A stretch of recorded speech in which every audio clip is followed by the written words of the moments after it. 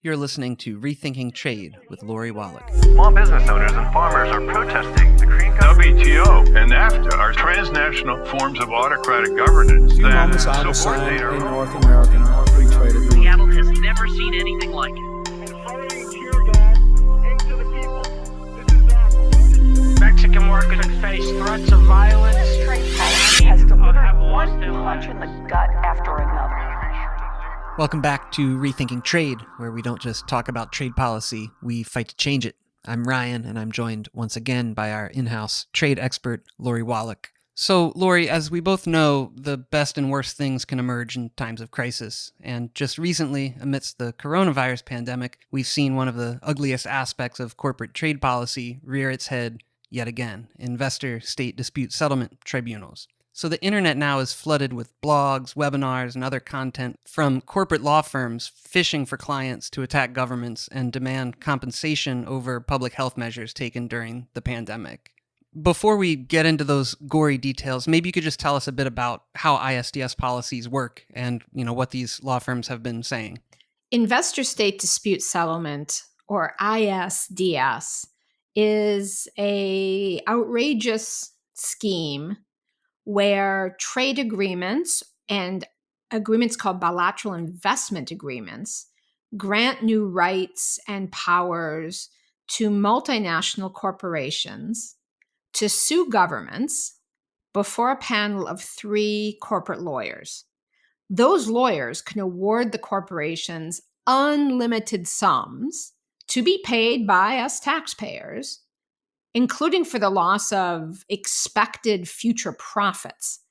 The corporations only have to convince the lawyers that a country's domestic law or policy or safety regulation or court decision violates their special foreign investor rights. And these decisions are not subject to appeal. The amount that gets awarded has no limit. So literally, it's a parallel system of injustice where multinational corporations can skirt domestic courts, raid our treasuries, undermine our laws, and are given an enormous amount of new powers relative to governments or to all of us, the people who are ostensibly represented by governments. Now, if that seems like something from a science fiction novel and too crazy to be true, first of all, it was included in the original NAFTA. That was the first trade agreement that had it. The Trans-Pacific Partnership Agreement went up in flames in the US Congress in part because that agreement expanded those outrageous corporate powers. And there have been hundreds of rulings where corporations have extracted billions of dollars from numerous countries' taxpayers after these corporate tribunals have ruled against toxic bans, mining limits, water safety programs, an enormous number of energy policies, such that, for instance, just for North America, just under NAFTA, almost $400 million has been paid out after successful corporate attacks on an array of public interest safeguards. And so these law firms are trying to find clients willing to pursue cases under this system as a result of the coronavirus? So globally, right now, governments are taking actions to save lives, to stem the pandemic. These kinds of actions are unprecedented in modern times, even as the need has been clear. But because the ISDS system is so invasive, many of the things governments are doing could be subject to these corporate claims for hundreds of millions in compensation. And the kinds of things to consider are, for instance, based on previous crises, like the financial crises that have hit, cases could arise, corporations could attack and demand compensation from things many governments are doing, restricting and closing business activities to limit the spread of the virus and protect workers, securing resources for health systems by requisitioning the use of private hospital facilities or putting manufacturers under orders to produce ventilators or PPE or other emergency medical goods, or mandating relief from rent or mortgage payments to avoid people being turned out in the streets. Or a bunch of countries have passed policies preventing foreign takeovers of strategic businesses stricken by the crisis. Other countries have required utility companies to freeze bills and suspend disconnections to ensure there's access to clean water for hand washing. Other countries have done compulsory licensing and other actions to make sure medicines and tests and vaccines are affordable. A lot of countries are doing debt restructuring. All of those things may be applied equally to domestic and foreign firms. But under ISDS, foreign firms have special rights and their special tribunals. They could demand compensation for any of those very necessary, even if extraordinary, kinds of actions that governments around the world are taking. Can you explain more about how the ISDS regime works and what exactly these tribunals, what do they look like? What do they provide for big companies and how they impacted regular people, public health, and the planet? Maybe you could talk about some of the cases. So let me go back to some of these COVID threats. So, for instance, there were a whole series of cases after various financial crises, for instance, in Argentina, where the government did things like suspend utility payments and require the companies to keep electricity and water going. And foreign companies who were invested in those kinds of utilities were able to go to a tribunal where they pick one of the judges. The corporation picks one judge, the government picks the other judge, and then those two pick a third. The judges are paid by the hour, so it's in their financial interest. They get hundreds and hundreds an hour to keep the tribunal going as long as possible. And a corporation literally says, "Government of Argentina, your taxpayers owe me. You have to pay $100 million because you made me keep my electricity flowing, even though during this crisis, people couldn't pay the bills. And I know you did that to all the Argentine companies too, but I'm a foreign investor and I have special foreign investor rights under ISDS, and I can go to this tribunal." So we are going to have these three private attorneys decide outside your court system, just for me, the foreign investor, how much your taxpayers are going to pay me. Because in the middle of a crisis, you took crisis actions that applied to domestic and foreign companies. And under that kind of a regime, there have been repeated rulings in favor of the corporations. I mean, one of, there are several infamous ones about governments insisting that foreign water companies keep the water going and or canceling contracts when they weren't purifying water systems, when foreign companies had bought privatized water systems in developing countries. And on a regular basis, these corporate tribunals order the taxpayers of poor countries and some wealthy countries too to pay the corporations. I mean, to some degree, there is nothing like losing one of these cases to start to get public opinion to turn. Germany, with many corporations using that regime to collect hundreds of millions, was a place that was a cheerleader for ISDS until the government of Germany decided to phase out nuclear power after the Fukushima disaster and to strengthen the rules for coal-fired electric plants as part of their Paris commitments. And in both instances, foreign companies sued the German taxpayers and forced settlements where hundreds of millions were paid out because Germany changed a policy, and that change applied to all the German companies too.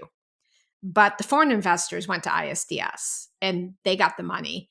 And this has been a systematic problem of the over 1,000 known cases. Already more than a dozen have resulted in payouts of more than $1 billion, including for future lost profits. And by the end of 2018, because the 2019 data isn't yet available, governments worldwide have been ordered to pay or agreed to pay investors in just the cases we know about, because a lot of ISDS cases are secret, $88 billion we know about have been paid out. And that's not counting the developing countries that have billions and billions in outstanding ISDS payments. If you don't pay under this regime, the corporation can seize one of your nation's ships or seize your assets, your foreign reserves in another country's banks, or try and take one of your national airlines' planes if it lands in a country where they have a court order to force the payment.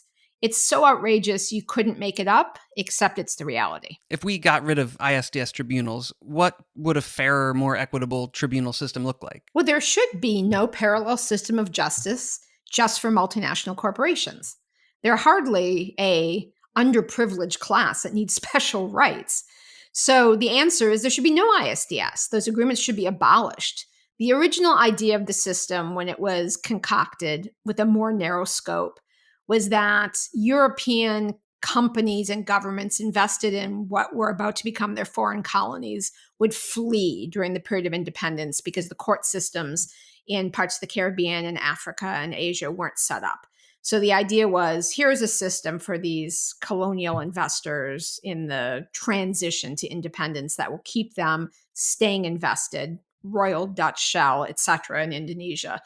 And the system has over time morphed to be this incredible corporate power scam. It may have been a bad idea to start with, but when it was just compensation for expropriation, you had to get your money back if your oil rig was taken.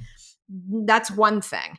Now it is just a vast system of you change a regulation, a company thinks that's unfair. They go in front of a bunch of corporate attorneys whose incentives are to rule for the companies because the companies start the cases. The governments can't sue a corporation. So the tribunalists in the system want to curry favor with the corporations because they're the ones who start cases and hire the judges.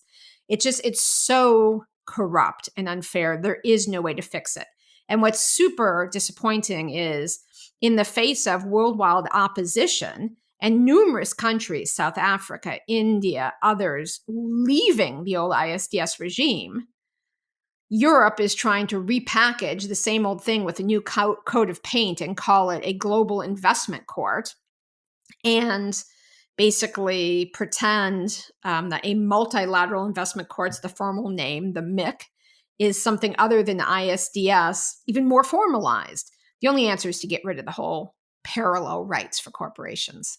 And Lori, I'm sure a lot of listeners are wondering how real is the threat of these ISDS cases around coronavirus? But then also maybe we could talk about some of the good news, which is that the tide has turned on ISDS in some places. The new NAFTA having, shredded the original deal's ISDS rules, and also both Donald Trump and Joe Biden giving some indication of opposition to ISDS tribunals. It is unfortunately very likely that a whole spate of ISDS attacks on government's COVID responses will begin to be filed.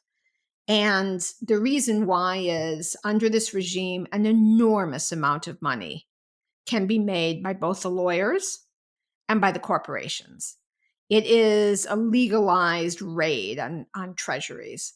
And so one of the ways we know that these cases are already being designed is that online, every law firm you can imagine that has work in this area is trolling for clients. There are webinars, there are podcasts, there are advertisements about how exactly investors ought to structure their corporate holdings to be able to maximize their use of this system, to come out of the crisis in the best way.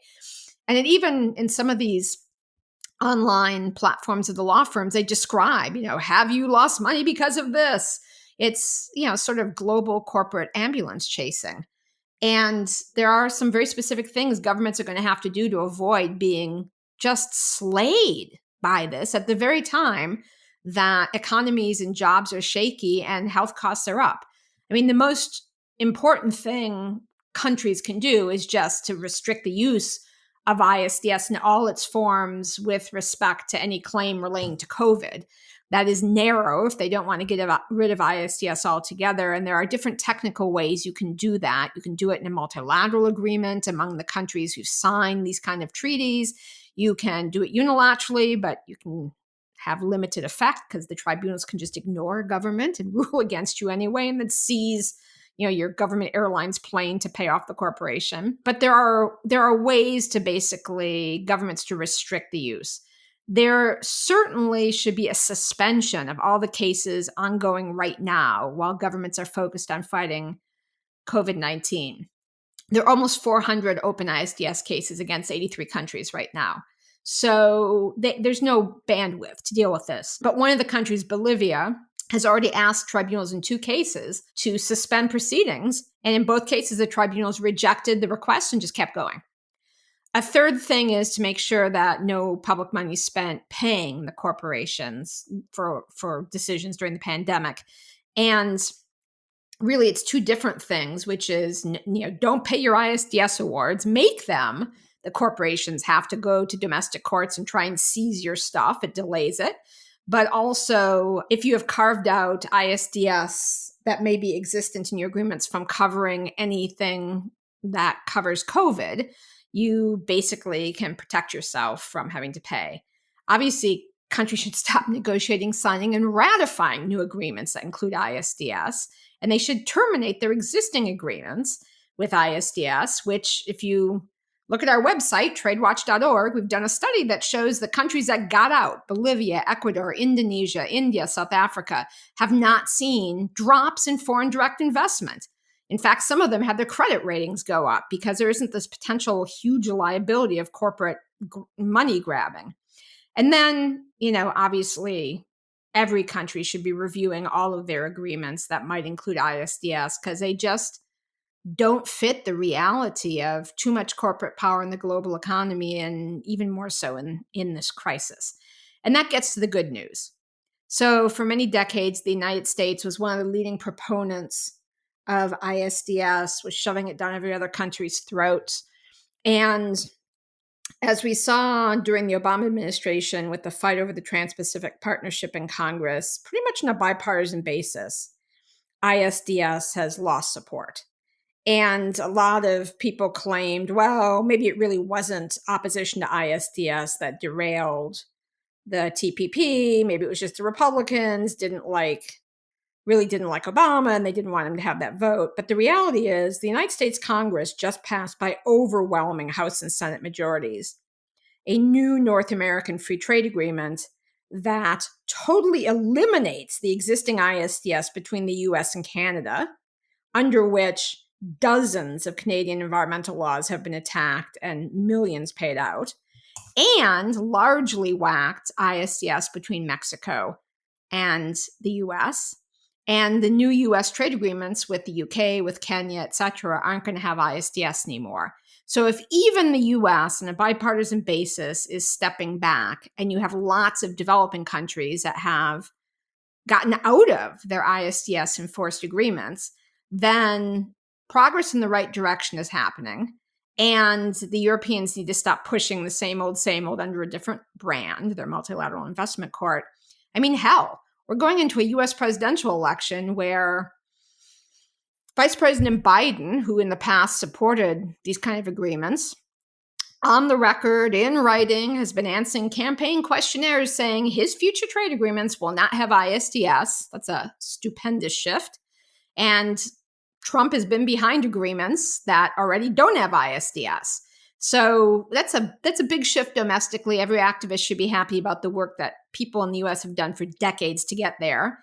And, all these COVID attack cases are exhibits 1, 2, and 3 of why every other country should abandon, ditch, get rid of, terminate their ISDS agreements and liability. That's all for today. Thank you all for listening. Rethinking Trade is produced by Public Citizens Global Trade Watch. I would encourage you to visit rethinktrade.org as well as tradewatch.org to educate yourself and to find out how you can get involved in the work we're doing to fight for fairer and more equitable trade policies.